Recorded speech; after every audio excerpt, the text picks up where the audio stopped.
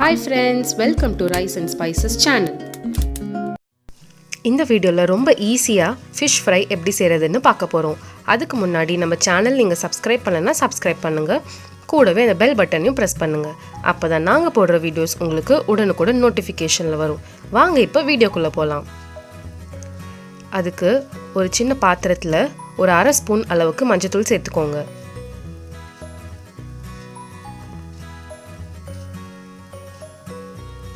கூடவே தேவையான அளவுக்கு உப்பு சேர்த்துக்கோங்க.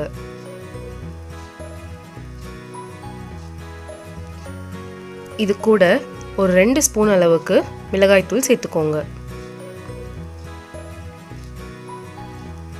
1 ஸ்பூன் இஞ்சி பூண்டு பேஸ்ட் சேர்த்துக்கோங்க. கொஞ்சம் கறிவேப்பிலை சேர்த்துக்கோங்க. 1/2 ஸ்பூன் கடலை மாவு சேர்த்துக்கோங்க.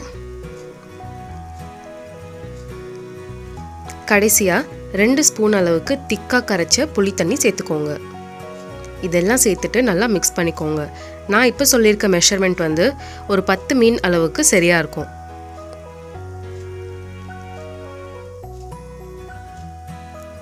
நான் இன்னைக்கு சங்கரா மீன் எடுத்து நல்லா கழுவி வச்சிருக்கேன். மீன் எல்லாம் இந்த மசாலாவோட சேர்த்துடலாம்.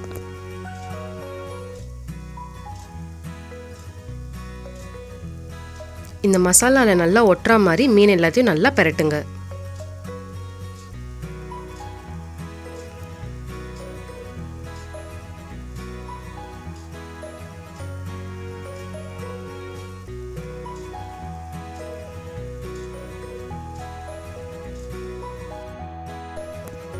இந்த மாதிரி மசாலாவோட மீன் நல்லா பிசைஞ்சு வச்சிருங்க.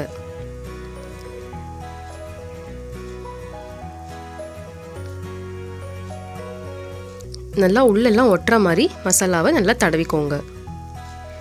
நீங்கள் வந்து இதுக்கு மேலே தண்ணி எதுவும் இதில் சேர்த்துறாதீங்க. சேர்த்திங்கன்னா உங்களுக்கு மசாலா எல்லாம் உதிர்ந்துடும் நீங்கள் வறுத்து எடுக்கும் போது.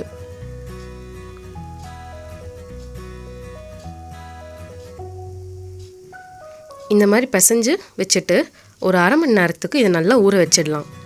அப்போ தான் உங்களுக்கு அந்த டேஸ்ட் எல்லாம் நல்லா மீனில் வந்து இறங்கியிருக்கும். ஒரு 1/2 மணி நேரம் கழித்து நம்ம இது எல்லாத்தையும் வறுக்க ஆரம்பிச்சிடலாம். ஒரு தோசை தவாவில் தேவையான அளவுக்கு எண்ணெய் சேர்த்துக்கோங்க. எண்ணெய் வந்து ஃபிஷ் ஃப்ரைக்கு எப்போவுமே கொஞ்சம் கூட சேர்த்துக்கோங்க. அப்போ தான் உங்களுக்கு மீன் நல்லா கிறிஸ்பியாக இருக்கும். நம்ம மசாலா போட்டு தடவி வச்சுருக்கிற மீன் எல்லாத்தையும் நம்ம தோசை தவாவில் வச்சு நல்லா வறுக்க ஆரம்பிச்சிடலாம். அடுப்பு வந்து மீடியம் ஃப்ளேமில் வச்சுக்கோங்க.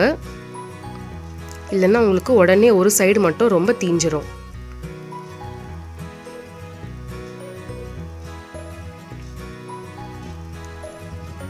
ஒரு 2-3 நிமிஷத்துக்கு அப்புறமா இந்த மாதிரி திருப்பி போட்டுக்கோங்க.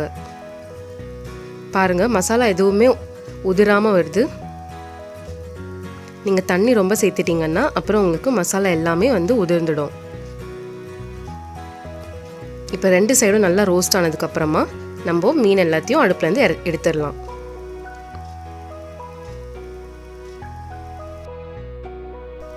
மீன் வறுக்கும் போது நீங்கள் ஃப்ளேம் வந்து நல்லா சிம்மில் வச்சுக்கோங்க. அப்போ தான் உங்களுக்கு 2 சைடும் நல்லா ரோஸ்ட் ஆகி வரும். இல்லைனா ஒரு பக்கம் மட்டும் உங்களுக்கு உடனே கருகிடும். அவ்வளோதான் ஃப்ரெண்ட்ஸ், நம்மளோட ஃபிஷ் ஃப்ரை வந்து சூப்பராக ரெடி ஆயிடுச்சு. பாருங்கள் இந்த மாதிரி எல்லா ஃபிஷ்ஷையும் நான் வந்து வறுத்து எடுத்துக்கிட்டேன்.